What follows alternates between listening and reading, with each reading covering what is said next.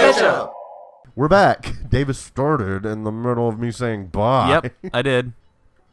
I hit A before you told me it was going to be another episode, and then it takes time to load. Oh, yeah. So take that. Oh, my God. What were we talking about? Oh, heart palpitations with water theme. Underwater. Yeah. But we were done with that. Yeah, we were. Oh, we were talking about just games, and I was playing Zelda. That was all it was. Uh-huh. I don't know. I really enjoy Breath of the Wild. It's like... I'm not like, oh, you should too. I mean, obviously, I can't actually say it's objectively a good game, but, like, I mean, by all accounts, in terms of, like, general opinion, it is. So I mean, it is objectively a good game. The same way Ocarina is, like, objectively, it's a good game. Like, it works. well, I mean, it's well made. Yeah, yes. that's what I'm saying. Yeah. But that doesn't necessarily mean... There's no accounting for taste on that sort of thing. But it's like, it's not some of the games I bought from fucking Game Exchange the other day. Oh, Christ, no. Thank the Lord. Oh, you're still alive. Good. But good job. like, am I? Do they have 2 lives each? Fuck. Yes, they do.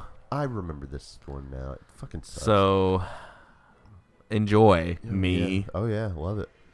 I actually love it. Gotta have it. Need to think about how I'm trying to think of all the things. I'm not gonna just like wax poetic about Breath of the Wild, but I'm trying to think of like the other things that I like really enjoy about it. I remember what I was gonna say earlier. I've tried lately to preserve my sense of like wonder in games for a longer period, like without looking up stuff. Like now I'm looking up shrines because I'm like, okay, I've experienced all the wonder I need to. Like, yeah, I get the gameplay loop. Like I want to do all the shrines before I finish, like, and all that. But like, it's like, oh, I don't know what any of this is. I don't know any of the characters. I don't know how to do this. I don't know where to go here. And it was just fun. And like at one point I was like going through like and I couldn't get up this chasm, and I'm like, I gotta get up this chasm to get to the Rito area, and I want to go to the Rito area. So I was like having to like do my stamina weird and like climb a thing, and while I was in the middle of doing that, I looked over, and this fucking like Chinese fire dragon is just like drifting through the canyon, and I was like, this game's fucking amazing. it was just one of those things where I was like, that's awesome. Like that was another one of those moments, because it was in that same day where I was doing like, fuck the Naboris. I gotta go do a different one because I can't do this. I gotta go do more stuff. And it was like in the middle of that whole discovery period of the game for me, and I was like, it was just like firing on all cylinders that day. Yeah. Weirdly, it's one of the first, if not the first Zelda where the Goron are probably, they're not my least favorite race, but they're not in my top 2 out of like the groups that you encounter. I don't even remember how they look. They're still Gorons. They're still the regular old Gorons. But I mean, I just mean like their town and like their stuff. Yeah. Weirdly, well, the Zora are my least favorite, just because I'm like, It's always kind of been your thing. And a lot of people love the Zora in this game, and there's like a Prince guy. I don't know people are in love with him, and they love him. The gays love him. The one I usually hate is any desert area. The fucking Gerudo were my favorite part of the game.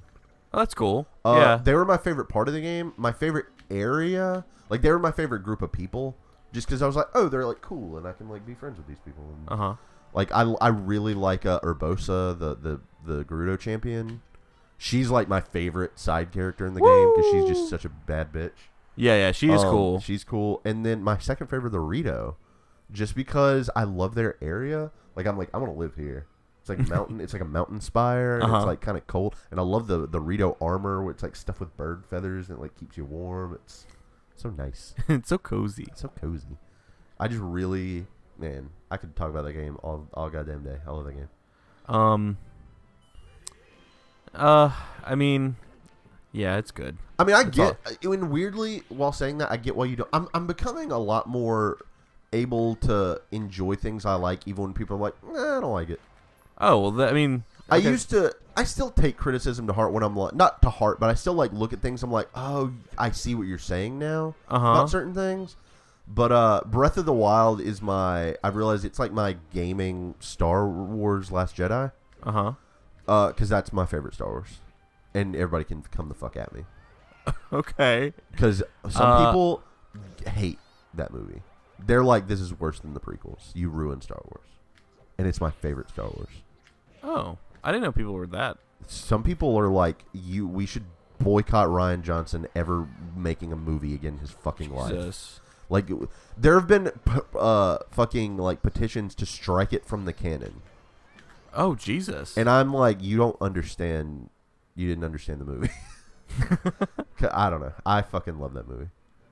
I liked it, but I realized Breath of the Wild isn't as divisive nearly. But I'm saying like, it's one of those games. It's not. I'm like having to like defend it against criticism or be like, I like it even though you hate it.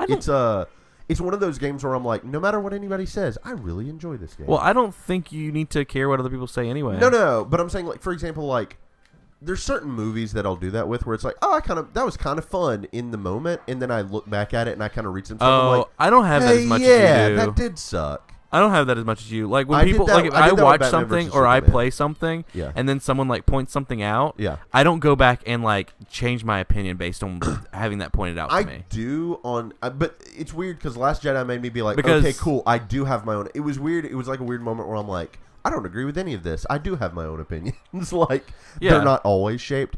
I did that with Batman vs Superman. I'm like, that was pretty fun. And then the more I thought about it, and the more I read about it, I'm like, that movie fucking did suck. Like. Yeah, I mean, it's weird. It's weird. A lot of times in the middle gray area, I'll be swayed one way or the other because I feel the opposite about Iron Man 3 and Thor Ragnarok because I did not like those movies. We talked about this during Lord of the Rings. I did not like those movies the first time I saw them, and then the more I thought about them and the more I read some stuff, I was just like, I they like were Ragnarok. better than I gave them credit for. Marvel. I'm just going to, I'm like chatting. We haven't seen each other in a long time, which I really enjoy. This is why we do this show. True. It's literally so we can catch up and talk about stuff. Yeah. It's just an excuse to hang out. Remind me what I was going to say about Ragnarok in a minute, or Marvel movies. Okay. But whenever we were in college. Oh, God. We would like not see each other for a couple days. And one time we went to eat with my dad, and we were just talking to each other, and we left, and my dad was like, you guys live together, and you act like you haven't seen each other for fucking 2 years. Me and Davis do this every time we like don't hang out for a while and see each other. We just like flow from topic to topic. Yeah, it's really fun. It's just not hard when it's someone that you've known since you were like a wee boy, really, really small, like babies, legitimately. But what I was gonna say about Marvel movies. One thing, this happened with both Iron Man 3 and Thor Ragnarok. And after Thor Ragnarok, I realized how fucking masterful the MCU is at this for me. They have a habit of, if there's something that's kind of shitty about a movie that they made, a lot of the time, or at least something that's kind of like, I didn't like the way they did that, or I didn't really like the way that felt, they fix it in subsequent movies to where retroactively it makes the other movie better. And I'll explain what I mean. With Iron Man 3, the movie that made Iron Man 3 better was Spider-Man Homecoming. And why was that? Because the entire journey of Iron Man 3 is Tony learning that he can be a hero without the Iron Man suit, basically. Like, he's still Iron Man even if he doesn't have his suit. In Homecoming, his whole dad thing with Peter is he has the line, if you're nothing without the suit, you shouldn't have it. He can't give him that line. He can't deliver that line without Iron Man 3. So to me, it like validates the entirety of Iron Man 3 for that relationship. Which is, it's crazy to me that it does that, because that's like movies and movies down the line. That's like a whole phase of movies down the line. But like, it literally validated that film for me that I didn't really care for, because it paid off later in a character moment. Yeah. And I was like, oh my god, because it wasn't my least favorite because Thor: The Dark World exists. Oh my god! But it like validated that movie for me. And Thor Ragnarok, the whole time, and this is a big criticism of it, it was too jokey for the stakes.